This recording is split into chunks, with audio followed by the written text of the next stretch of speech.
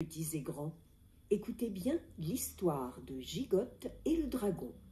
Elle a été écrite par Jean-Pierre Hidat pour le spectacle que les trois Chardons sont venus jouer dans les écoles. Écoutez bien, petits et grands, écoutez bien l'histoire de Gigotte.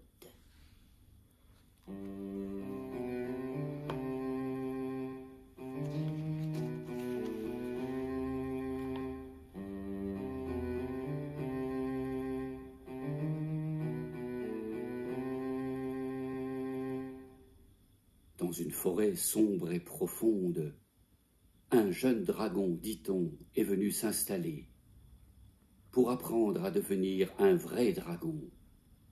Et Gigotte, la petite bergère, brûle d'envie de le rencontrer.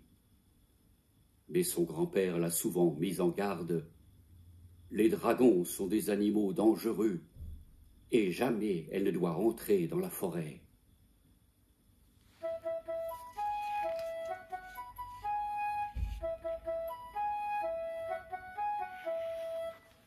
Comme tous les matins, ce matin, Gigotte est sortie pour emmener ses moutons paître dans la prairie devant sa maison, et courir, et sauter, et jouer avec eux.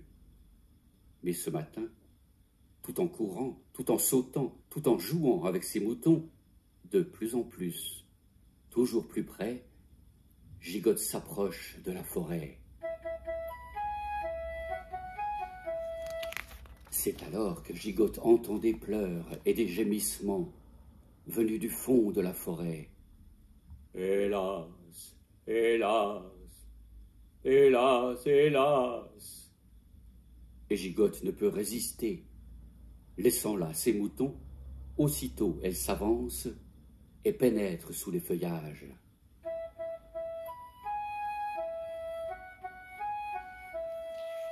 Et tout au fond de la forêt, Gigotte, la petite bergère, découvre le dragon, qui pleure et qui gémit.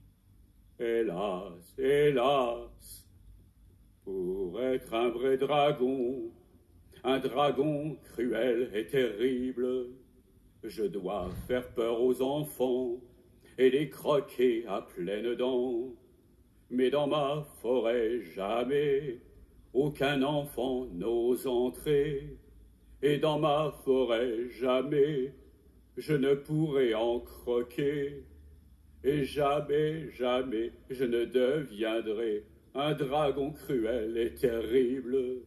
Non, jamais, jamais, je ne deviendrai un dragon cruel et terrible.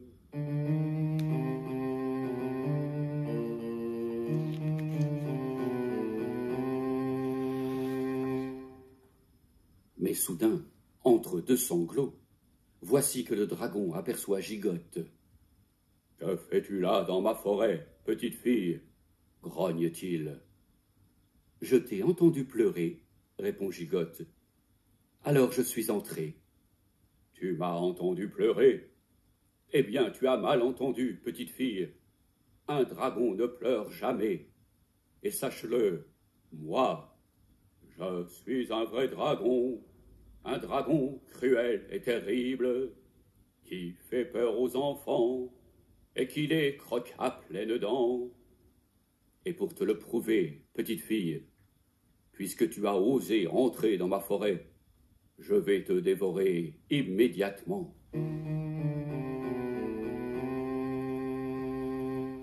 Tout aussitôt, avec malice, Gigotte répond « Si tu le veux, dragon, mais avant de me dévorer, je te demande d'écouter une histoire que je voudrais te raconter, et je suis sûr qu'elle te plaira. »« Les dragons n'aiment pas les histoires, » gronde le dragon, tout surpris. « Mais puisque tu as eu le courage d'entrer dans ma forêt, je veux bien t'écouter avant de te dévorer. » Alors Gigotte raconte au dragon l'histoire de Patapoum, le petit clown qui ne veut plus faire rire le public en tombant sans arrêt de son petit vélo, comme l'exige Monsieur Poum, le directeur du cirque. Sur son petit vélo, maintenant, Patapoum veut réaliser un numéro exceptionnel avec son amie Célestine l'équilibriste. Mais Patapoum ne peut pas rejoindre Célestine tout en haut du chapiteau, car jamais il n'a appris à rouler avec son petit vélo en équilibre sur un fil. Et sur la piste, tristement, Patapoum murmure.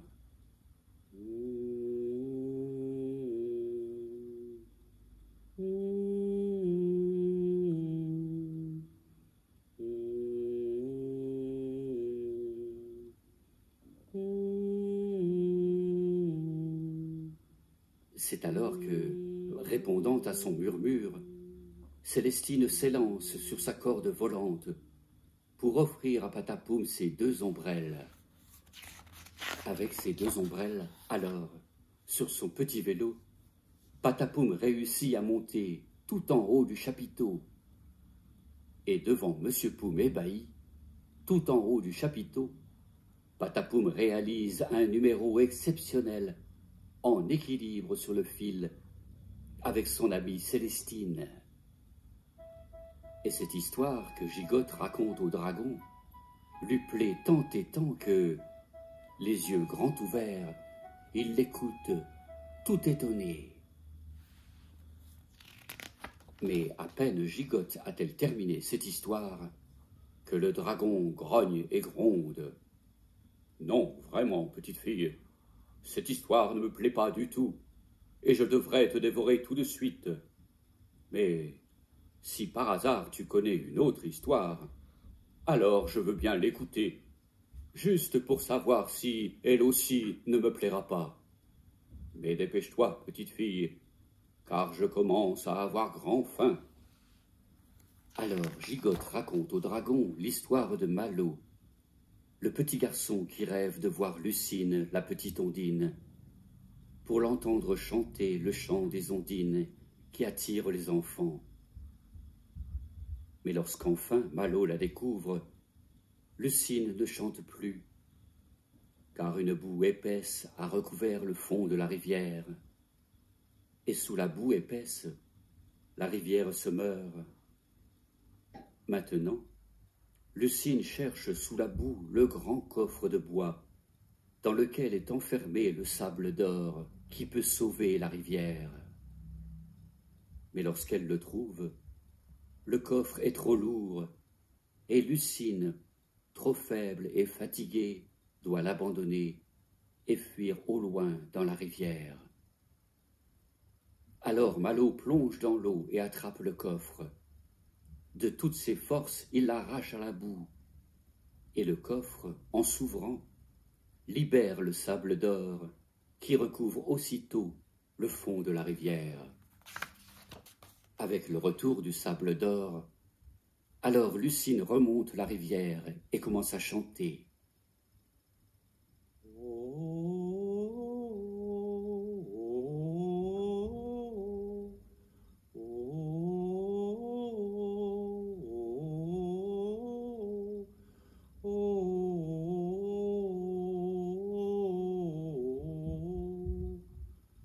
Mais son chant est si beau qu'il attire Malo tout au fond de l'eau. Et tout au fond de l'eau, un large tourbillon emporte Malo qui va se noyer. Alors, du fond de la rivière, avec douceur, Lucine sauve Malo. Oui, elle peut faire cela, Lucine, quand elle aime d'amour. Et cette histoire que Gigotte raconte au dragon lui plaît tant et tant que, charmé et ravi, il l'écoute, tout souriant. Mais à peine Gigotte a-t-elle terminé cette histoire que le dragon grogne et gronde à nouveau. « Assurément, petite fille, cette histoire non plus ne me plaît pas, et je devrais te dévorer sans tarder.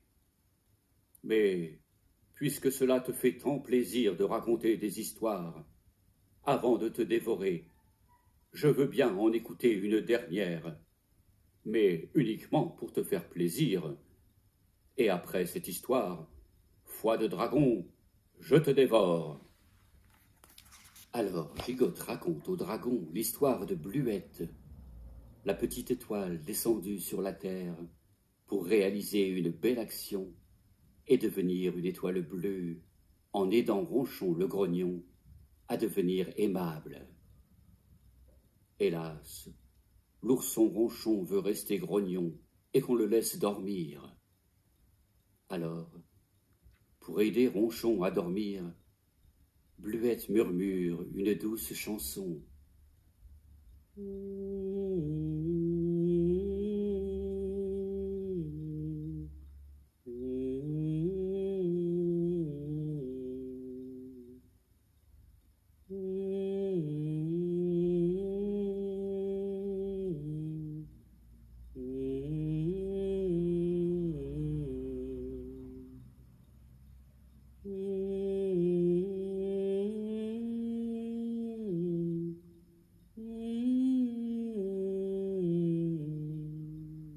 Mais tandis que Ronchon dort, par 3 fois un braconnier s'approche, avec un grand filet pour l'attraper, puis avec un lourd bâton pour l'assommer, enfin avec un gros fusil pour le tuer.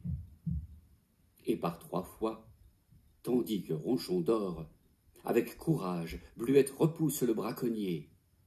Mais, à tant lutter contre le braconnier, Bluette finit par tomber, épuisée. Et Ronchon découvre Bluette, tout étourdie, presque sans vie. Alors, tout contre lui, Ronchon réconforte Bluette, et doucement, Bluette reprend vie. Et timidement, Ronchon lui sourit. Non, Bluette n'a pas pu faire de Ronchon un petit ourson tout doux et tout mignon. Mais par 3 fois, elle a sauvé Ronchon. Par 3 fois, elle a réalisé une belle action. Et tandis que Bluette remonte dans le ciel, pour y devenir une étoile bleue, sur la terre, Ronchon s'endort, un tout petit peu moins grognon. Et cette histoire que Gigotte raconte au dragon lui plaît tant et tant que, soupirant de bonheur, il l'écoute, tout attendri. Mais à peine Gigotte a-t-elle terminé cette histoire que le dragon grogne et gronde encore. « Décidément, petite fille, aucune de tes histoires ne me plaît, et cette dernière m'a complètement coupé l'appétit. Et tu as de la chance, car je n'ai plus du tout envie de te dévorer. Allez, va-t'en, petite fille, sors de ma forêt, avant que je ne retrouve mon appétit. » Et le dragon, tout aussitôt, chasse Gigotte.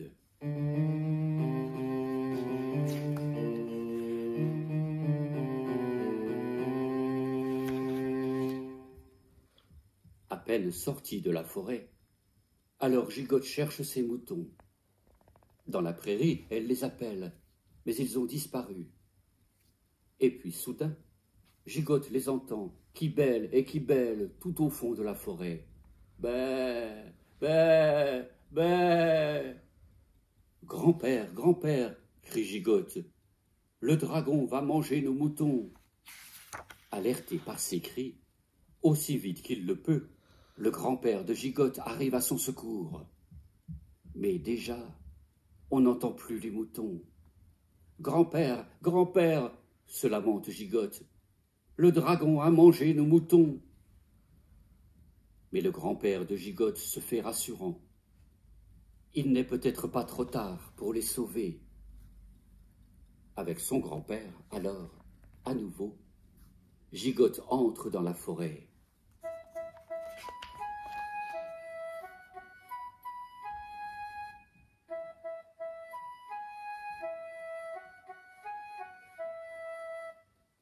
Et tout au fond de la forêt, Gigotte et son grand-père découvrent leurs 3 moutons, sagement installés devant le dragon qui leur raconte des histoires. Il leur raconte l'histoire de Patapoum et Célestine. Il leur raconte l'histoire de Lucine et Malo. Il leur raconte l'histoire de Bluette et Ronchon. Et puis le dragon raconte aux moutons l'histoire d'un jeune dragon venu s'installer dans une forêt sombre et profonde pour apprendre à devenir un vrai dragon, cruel et terrible comme le sont tous les dragons. Mais une petite bergère malicieuse ose entrer dans sa forêt. Elle lui raconte une, puis deux, puis trois histoires. Et ces trois histoires plaisent tant et tant au dragon qu'il décide de ne jamais faire peur aux enfants et de ne jamais les dévorer. À son tour, maintenant, il préfère leur raconter des histoires. Et depuis ce jour, les enfants qui passent près de la forêt savent qu'ils peuvent entrer sans crainte pour écouter le dragon qui leur raconte des histoires que Gigotte lui a racontées, mais aussi bien d'autres histoires qu'à son tour, il invente pour eux. Avec trois histoires, une et deux et trois, qu'a donc fait Gigotte, une et deux et trois? Elle a transformé le cruel dragon, qui est devenu doux comme un mouton. Avec trois histoires, une et deux et trois, qu'a donc fait Gigotte, une et deux et trois?